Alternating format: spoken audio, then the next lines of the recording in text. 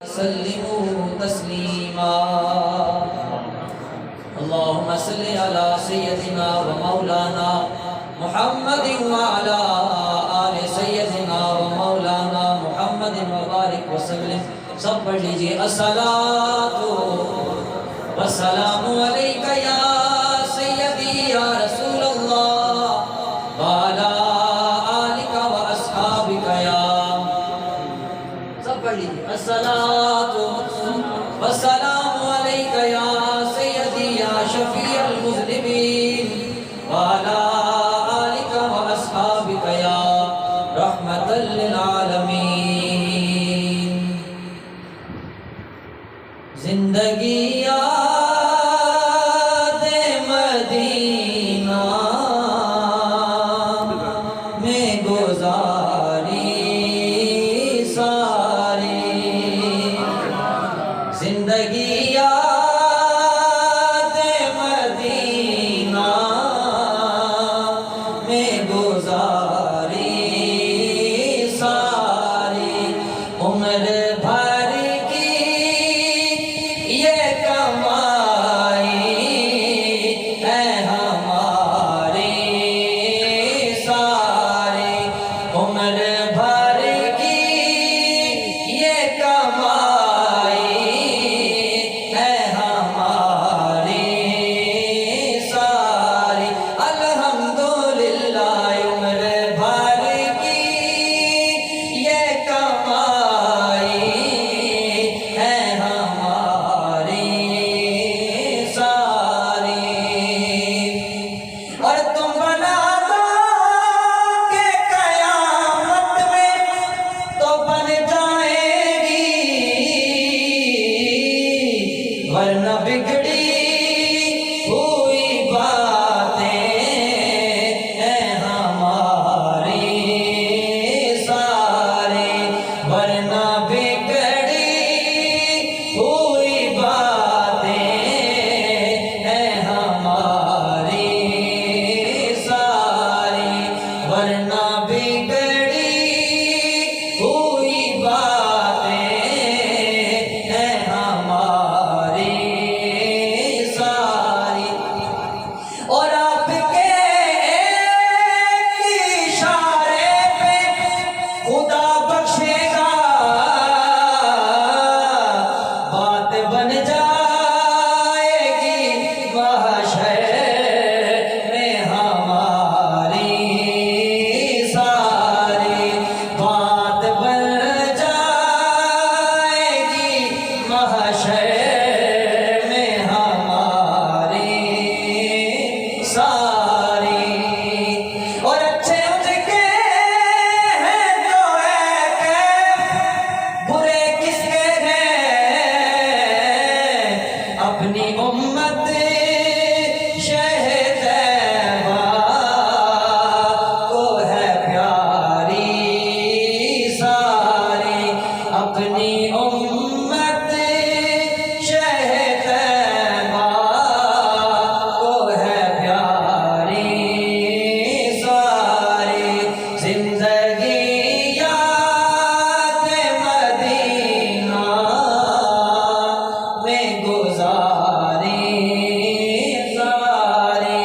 عمر بھر کی یہ کمائی ہے ہماری ساری. لائق عزت و احترام و تکریم حاضرین و سامعین السلام علیکم ورحمۃ اللہ وبرکاتہ. تمام تعریف و توصیف حمد و ثنا اللہ تعالیٰ کے لیے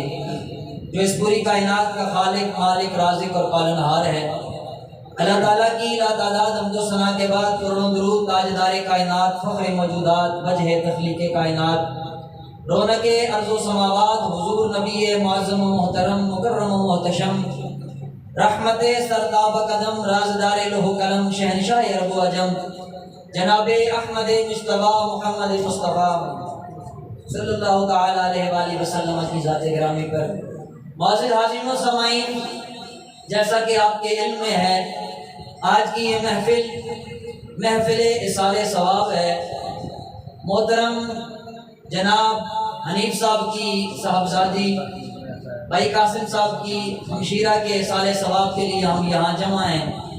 میں دعا گو ہوں کہ اللہ تعالیٰ مرحومہ کی کامل بخشش فرمائے، ان کی قبر کی منازل کو آسان فرمائے اور حضور علیہ الصلوۃ والسلام کی شفاعت کبریٰ نصیب فرمائے۔ جس طریقے سے ہماری اس بہن کا انتقال ہوا ہے، حدیث شریف کے مفہوم کے مطابق جس عورت کی وفات دوران زچگی ہو جائے، بچے کی پیدائش کے دوران اس کا وصال ہو جائے، تو اس عورت کا شمار شہداء کے اندر کیا جاتا ہے، اسے شہیدوں کے اندر شمار کیا جاتا ہے۔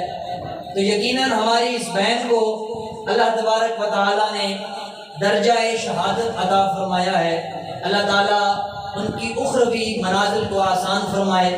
ان کے لواحقین کو اللہ تعالیٰ صبر جمیل اجر جزیل عطا فرمائے، اور انہوں نے جو صاحبزادہ ترکے میں چھوڑا ہے، اللہ تعالیٰ اس بچے کی عمر کے اندر برکتیں عطا فرمائے، اللہ تعالیٰ اسے صحت و سلامتی عطا فرمائے۔ حضرات گرامی کا اگر کوئی بھی بندہ فوت ہو، دنیا سے جائے، تو یہ دکھ کی گھڑی ہوتی ہے، انسان غمگین ہو جاتا ہے، لیکن اس طرح کا موقع کہ جب گھر کے اندر ایک خوشی کا سما ہو اور پھر وہ خوشی غم کے اندر تبدیل ہو جائے، تو یقیناً یہ بڑا تکلیف دہ ہوتا ہے۔ اللہ تعالیٰ حنیف صاحب کو اور آپ کے لواحقین کو، گھر والوں کو اللہ تعالیٰ صبر جمیل اور اجر جزیل عطا فرمائے۔ میں ان کی نظر ایک حدیث کرنا چاہتا ہوں۔ آپ میں سے بھی بہت سارے ایسے لوگ ہوں گے جن کو اللہ تعالیٰ نے بیٹیوں کی نعمت عطا فرمائی ہے۔ حضور علیہ الصلوۃ والسلام نے فرمایا، وہ لوگ جن کو اللہ نے بیٹیوں والی نعمت عطا فرمائی ہے، یہ اللہ نے اپنی رحمتیں عطا فرمائی ہیں۔ حضور فرماتے ہیں، جو بندہ اپنی اولاد میں سے بیٹیوں کی اچھی تربیت کرتا ہے، ان کی اچھی خوراک، اچھی رہائش، اچھی تربیت کا بندوبست کرتا ہے، عزت کے ساتھ انہیں رخصت کرتا ہے، تو یہی بیٹیاں کل قیامت والے دن اپنے باپ کے لیے جہنم کے آگے آڑ بن جائیں گے۔ محبت سے کہہ دو سبحان اللہ، انسان سن کے بھی سبحان اللہ آگ دیتا ہے۔ حضور کیا فرماتے ہیں، جو بندہ اپنی بچیوں کی، چاہے 2 ہے 3 ہے یا 1 بھی ہے، اچھی تربیت کرتا ہے، اللہ تبارک و تعالیٰ اس بچی کو اپنے باپ کے لیے جہنم کے آگے آڑ بنا دیتا ہے۔ اور حضور یہ اس وقت ارشاد فرما رہے ہیں کہ جس وقت بچیوں کو باعث آر سمجھا جاتا تھا، بچیوں کو زندہ درگور کیا جاتا تھا، اس زمانے کے اندر میرے آقا نے بیٹی کی عظمت کو بیان فرمایا۔ حضور کی ایک نواسی تھی، حضرت امامہ رضی اللہ تعالیٰ عنہ، یہ سیدہ زینب جو حضور کی بیٹی ہیں، ان کی بیٹی تھی، اور یہ وہ خوبصورت اور خوش نصیب حضور کی نواسی ہیں کہ جن کو حضور علیہ السلام کے کندھوں پر کھیلنا نصیب ہوا ہے۔ جس طرح حسین کریمین بچپن کے اندر حضور علیہ السلام کے کندھوں پر کھیلا کرتے تھے، اسی طرح حضرت امامہ حضور کی نواسی دوران نماز حضور کے کندھوں پر کھیلا کرتی تھی۔ ایک مرتبہ شاہ نجاشی نے حضور علیہ السلام کے لیے تحائف بھیجے، قیمتی تحفے بھیجے، تو حضور علیہ السلام کے ان تحائف کے اندر ایک قیمتی انگوٹھی تھی جس کے اوپر قیمتی نگینہ لگا ہوا تھا، تو حضور علیہ السلام نے وہ قیمتی انگوٹھی اپنی اس نواسی حضرت امامہ کو عطا فرما دی، اور دنیا والوں کو بتایا کہ بیٹیاں باعث ذلت نہیں ہوتی، بیٹیاں تو باعث عزت ہوا کرتی ہیں، یہ باعث زحمت نہیں ہوتی، بیٹیاں تو اللہ کی رحمت ہوا کرتی ہیں۔ حضرات گرامی کا موت اللہ تبارک و تعالیٰ کی طرف سے ایک اٹل حقیقت ہے جسے قبول کرنا پڑتا ہے۔ جس وقت کوئی بھی بندہ دنیا سے جائے، کسی کا انتقال ہو جائے، تو ہمیں یہ چاہیے کہ اپنے آپ کو اس کی جگہ رکھ کر سوچیں۔ جب اس کو غسل دیا جا رہا ہے، کفن پہنایا جا رہا ہے، اس کے لیے قبر تیار کی جا رہی ہے، تو اپنے آپ کو اس کی جگہ رکھ کے تصور کے اندر لائیں کہ جس طرح آج اس کو غسل دیا جا رہا ہے، کفن پہنایا جا رہا ہے، اس کو قبر میں اتارا جا رہا ہے، اسی طرح ایک دن میرے ساتھ بھی معاملات ہوں گے۔ لیکن بڑے افسوس سے یہ کہنا پڑتا ہے کہ ہم لوگ تو میتوں سے دور بھاگتے ہیں۔ جب میت کو غسل دیا جا رہا ہوتا ہے تو نوجوان پاس کھڑے ہونے کے لیے تیار نہیں ہوتے، ہمیں ڈر لگتا ہے میت سے۔ کفن دینے کے لیے کوئی تیار نہیں ہوتا، چند بوڑھے اور وہ جو مذہبی لوگ ہوتے ہیں وہ یہ کام کر رہے ہوتے ہیں، الا ماشاء اللہ۔ حالانکہ یہ کام ڈرنے والا نہیں ہے، خدا سے ڈرنا چاہیے، میت سے نہیں ڈرنا چاہیے۔ یہ تو بڑے ثواب کا کام ہے، مستدرک الحاکم کی روایت ہے۔ حضور فرماتے ہیں جو بندہ میت کو غسل دیتا ہے اور اس کے عیبوں پر پردہ ڈالتا ہے، اگر اس کا کوئی عیب ظاہر ہوتا ہے تو اسے چھپا لیتا ہے، اللہ تعالیٰ اس بندے کی 40 مرتبہ مغفرت فرما دیتا ہے۔ بابا سے بلند کہو سبحان اللہ۔ ایک مرتبہ نہیں، 2 مرتبہ نہیں، 10 مرتبہ نہیں، 40 مرتبہ اس بندے کی مغفرت اللہ فرما دیتا ہے جو کسی میت کو غسل دیتا ہے۔ اور فرمایا جو کسی کو کفن پہناتا ہے میت کو تو اللہ تعالیٰ اسے جنتی لباس میں سے ریشمی جوڑا عطا فرمائے۔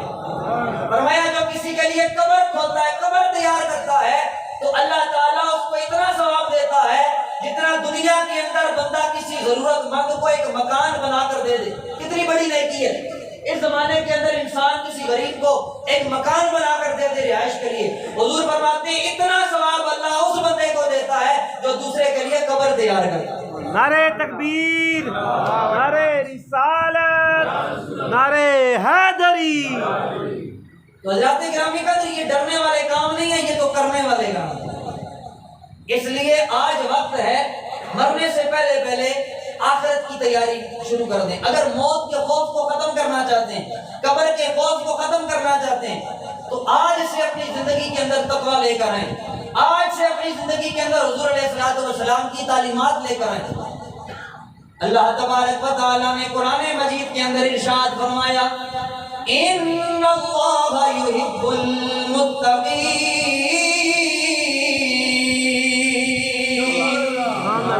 فرمایا بے شک اللہ تعالیٰ متقین کو پسند فرماتا ہے، نیک لوگوں کو پسند فرماتا ہے۔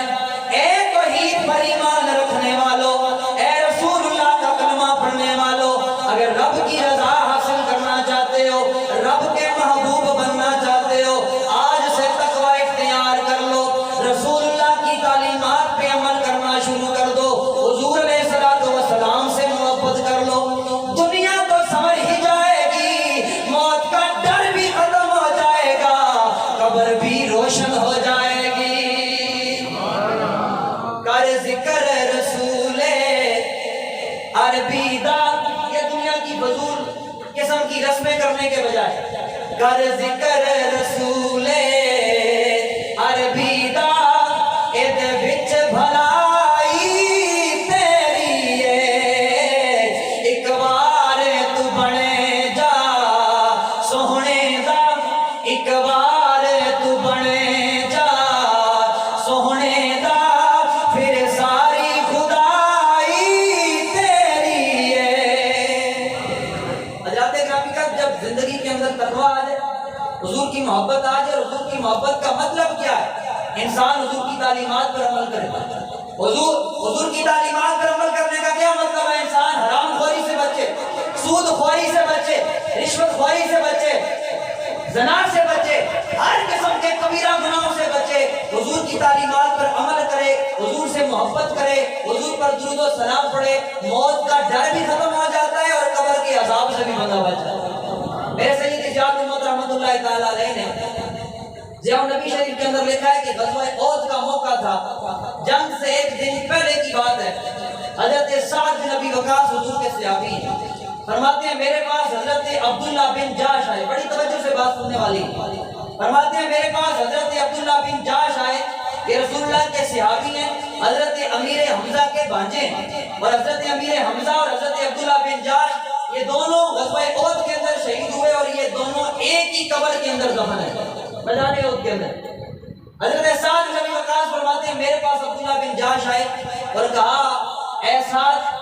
ہم میدان جہاد کے اندر ہیں، قبولیت کی گھڑیاں ہیں، آؤ مل کر ایک ایک دعا مانگ لیتے ہیں، ایک دعا تم مانگو میں آمین کہتا ہوں، پھر ایک میں مانگوں گا تم آمین کہتے ہیں۔ حضرت سعد فرماتے ہیں ہم ایک کونے کے اندر چلے گئے، ایک گوشے کے اندر چلے گئے، پہلے میں نے دعا مانگی اللہ سونیا کل جب احد کا میدان سج جائے، تیرے نبی کے دیوانے کافروں کے مقابلے کے اندر جائیں تو اللہ سونیا میرے مقابلے کے اندر جو کافر آئے، میرے سامنے جو کافر آئے، اللہ مجھے اس پر غلبہ عطا فرمانا، مجھے اس پر طاقت عطا فرمانا تاکہ میں اسے شکست دے سکوں،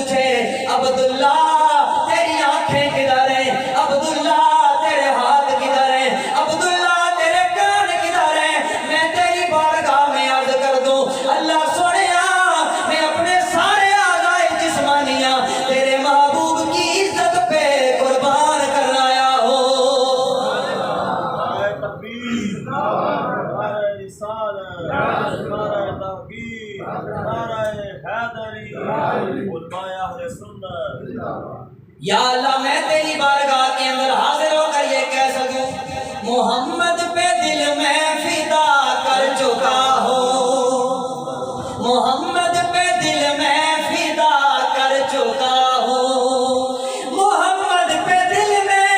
فدا کر چکا ہوں، جو فرض خدا تھا ادا کر چکا ہوں۔ حضرت سعد بن ابی وقاص فرماتے ہیں ہم دونوں کی دعا قبول ہوئی، اللہ نے مجھے اپنے دشمن پر غلبہ دے دیا اور جناب عبداللہ بن جاش شہید ہو گئے، آپ کے اعضائے جسمانیہ کو کاٹا گیا، ہر عضو کو کاٹا گیا اور اسی حالت کے اندر آپ کو دفنایا گیا۔ بات کرنے کا مقصد یہ حضرات جب دل کے اندر تقوی کا نور آ جائے اور محبت مصطفیٰ کا جذبہ آ جائے پھر لاشیں دیکھ کر ڈر نہیں لگتا ہے، موت کو دیکھ کر ڈر نہیں لگتا ہے، پھر موت آنکھوں کے سامنے بھی اور چہرے پر مسکراہٹ آ جائے۔ سوال تو پیدا ہوتا ہے عبداللہ یہ جذبہ ایمانی، یہ توحید کا جذبہ، یہ محبت رسول کا جذبہ میسر کہاں سے آتا ہے، یہ ملتا کہاں سے؟ تو جواب ملا اعظم چشتی مرحوم سے، محبت سے کہو سبحان اللہ۔ اعظم چشتی فرماتے ہیں میں تمہیں بتا دیتا ہوں طیبہ سے منگائی جاتی ہے، طیبہ سے منگائی جاتی ہے، سینوں میں چھپائی جاتی ہے، طیبہ سے منگائی جاتی ہے، سینوں میں چھپائی جاتی ہے، توحید کی میں پیالوں سے نہیں نظروں سے پلائی جاتی ہے، اور مسجد میں نہیں مندر میں نہیں مکتب میں نہیں معبد میں نہیں، سنتے ہیں کتابیں عشق تیرے، سنتے ہیں کتابیں عشق تیرے، کوچے میں پڑھائی جاتی ہے، سنتے ہیں کتابیں عشق تیرے، کوچے میں پڑھائی جاتی ہے۔ اللہ اکبر۔ اعظم چشتی رحمۃ اللہ تعالیٰ نے فرمایا اگر یہ جذبہ جو صحابہ والا جذبہ ہے اگر تم بھی چاہتے ہو تو حضور سے محبت کرو، حضور کی محبت دنیا اور آخرت کے اندر فائدہ دے دیتی ہے، قبر کا خوف ختم ہو جاتا ہے۔ حضرات گرامی قدر ہم لوگ اپنے آپ کو حسینی کہتے ہیں، مولا حسین کا نوکر کہتے ہیں، اور پھر بندہ جنازہ دیکھ کر میت دیکھ کر ڈرے اور اس کو غسل دینے کے لیے بھی تیار نہ ہو تو یہ حسینیوں والا کام نہیں ہے۔ میرے مولا حسین کو دیکھو تاریخ اٹھا کر، حسین کے سامنے ایک جنازہ نہیں 70 جنازے پڑے ہیں، لیکن مولا حسین علیہ السلام کی زبان پر نہ شکوہ آیا، نہ شکایت آئی، نہ کوئی ڈر، نہ کوئی خوف، کیونکہ تقوی کا نور موجود ہے، حضور علیہ السلام کی تربیت کا فیض موجود ہے۔ اور حسین کے سامنے جو لاشیں پڑے ہوئے ہیں وہ عام لوگ نہیں ہیں، آپ کے بیٹے ہیں، آپ کے بھتیجے ہیں، آپ کے بھائی ہیں، جان نثار ہیں، لیکن اس کے باوجود حسین علیہ السلام اللہ کی بارگاہ میں ایک ہی جملہ بولتے ہیں جب بھی کسی لاشے کو اٹھا کر کہتے ہیں الحمدللہ رب العالمین، جس حال میں تو رکھے وہ حال گوارا ہے۔ حنیف صاحب آپ کا دکھ بھی بڑا ہے لیکن میں آپ سے کہوں گا آپ کے اللہ کی بارگاہ میں یہی عرض کریں جس حال میں تو رکھے وہ حال گوارا ہے، اتنا تو یہ تو کہہ دے مولا، اتنا تو یہ تو کہہ دے یہ بندہ ہمارا ہے۔ حضرات گرامی کا مولا حسین تو پھر مرد تھے، عورتیں جو ہوتی ہیں نا، عورتیں یہ مردوں کی نسبت کمزور ہوتی ہیں، جلدی گھبرا جاتی ہیں، ڈر جاتی ہیں، لیکن اسی میدان کربلا کے اندر دیکھیے کہ جس وقت سارے شہید ہو گئے، سارے مرد شہید ہو گئے، عزیز و اقارب شہید ہو گئے، سیدہ زینب سلام اللہ علیہا مولا حسین علیہ السلام کی بہن ہے، 10 محرم الحرام کی شام ہے جسے شام غریبہ کہا جاتا ہے، اور اسی کے نام سے کچھ لوگ شام غریبہ مناتے ہیں، ہمیں اسے کوئی غرض نہیں، لیکن میں اس شام غریبہ کی بات کر رہا ہوں کہ جس شام کو میرے مولا حسین کا سارا کنہ لٹ گیا تھا، سارے بچے شہید، سارے جوان شہید ہو گئے، ان کے سار نیزوں پر بلند ہیں، دھاڑ میدان کربلا کے اندر